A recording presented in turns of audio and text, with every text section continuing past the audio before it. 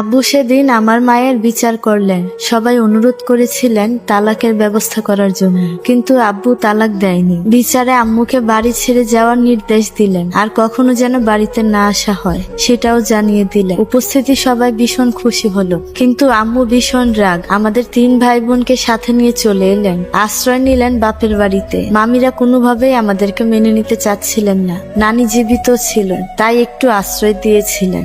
আমার নামটাই তো বলা হয়নি, আমার নাম মিহির। তখন আমার বয়স ছিল 9 বছর। নানা বাড়িতে নানির রুমে আম্মু আমাদেরকে নিয়ে থাকতেন। সবাই বোঝা মনে করলেও নানু ততটা খারাপ ব্যবহার করেনি, যদিও একটু বিরক্ত হয়েছিলেন। নানা বাড়ি দাদা বাড়ি সবাই ভেবেছিল আব্বু ডিভোর্স লেটার পাঠিয়ে দিবে। অবাক ব্যাপার হলো কয়েক মাসেও আব্বু ডিভোর্স লেটার পাঠালেন না। দাদি ভীষণ চাপ দিচ্ছিলেন আব্বুকে। আব্বু সব সময় বলেছিলেন প্রয়োজনে একা থাকবেন, তবু আর বিয়ে করবেন না। এদিকে নানা বাড়ি থেকে নানু আব্বুর কাছে খবর পাঠিয়েছিলেন ডিভোর্স লেটার পাঠানোর জন্য। আম্মুকে না জানিয়ে গোপনে খবর পাঠিয়েছিলেন আব্বুর কাছে। আব্বু ডিভোর্স লেটার পাঠায়নি। নানির ইচ্ছে ছিল ডিভোর্স লেটার পেলেই আমাদের 3 ভাই বোনকে অন্যের কাছে পালক দিয়ে দিবে আর আম্মুকে আবার বিয়ে দিবে, কিন্তু আব্বু তো ডিভোর্স দেয়নি। আমার মেজো মামাও রাজি ছিলেন না আম্মুর ডিভোর্সে। শুনেছি দাদা বিছানায় পড়েছিলেন 6 মাস।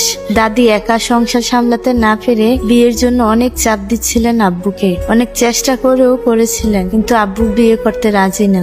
আব্বু বিয়ে করেননি। আমরা যখন দাদা বাড়িতে ছিলাম তখন থেকে দাদা দাদি আব্বুর হাত থেকে সব টাকা নিয়ে যেতেন। মানে বেতন পেয়ে আর প্রাইভেট পড়িয়ে যা পেত সবই নিয়ে যেত। আমরা চলে আসার পরও এইভাবেই দাদা দাদি আব্বুর কাছ থেকে সব টাকা পয়সা নিয়ে যেত। আব্বু ভীষণ নিরীহ এবং শান্ত মানুষ ছিলেন, ধৈর্য ছিল খুব। একমাত্র পুত্র বলে সবসময় দাদা দাদির ব্ল্যাকমেল করত। এদিকে আমরা নানা বাড়িতে চলে আসার পরে আব্বু টাকা দিয়ে তো দাদির সংসার চলতোই, বাকি টাকা আমার 2 ফুপুর জন্য খরচ করতেন। বাড়িতেই তো আব্বু প্রাইভেট পড়াতেন। কজন ছাত্র প্রাইভেট পড়ায়, কত টাকা করে পায় সব হিসাব দাদির কাছেই ছিল। বেতনের টাকার হিসাবও দাদির কাছেই ছিল। কোনো টাকা যেন আম্মুকে না দিতে পারেন শুনেছিলাম আব্বু রাত করে বাড়ি আসতেন। আমার ফুপুরা আমাদের নানা বাড়ির প্রতিবেশীদের সাথে যোগাযোগ রেখেছিলেন।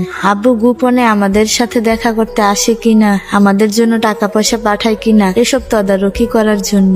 নানা বাড়ি আর দাদা বাড়ি পাশাপাশি এলাকায়, তদারকি করাটা খুব বেশি কঠিন নয়। আব্বুও কখনো টাকা পাঠায়নি আমাদের জন্য, দেখতেও আসেনি। তবে শুনেছি আমাদের স্কুলের সামনে এসে মাঝে মাঝে দূরে দাঁড়িয়ে থাকতেন, আড়াল থেকে আমাদের দেখে চলে যেতেন। এভাবেই কেটে যায় 2টি বছর। ভীষণ কষ্ট হয় আমাদের নানা বাড়িতে। আমরা একরকম বোঝার মতো ছিলাম সবার। সবাই খেয়ে যা থাকতো সেটাই দেওয়া হতো আমাদেরকে। আম্মুর অসুখ হলে ওষুধ কিনে দেওয়ারও কেউ ছিল না।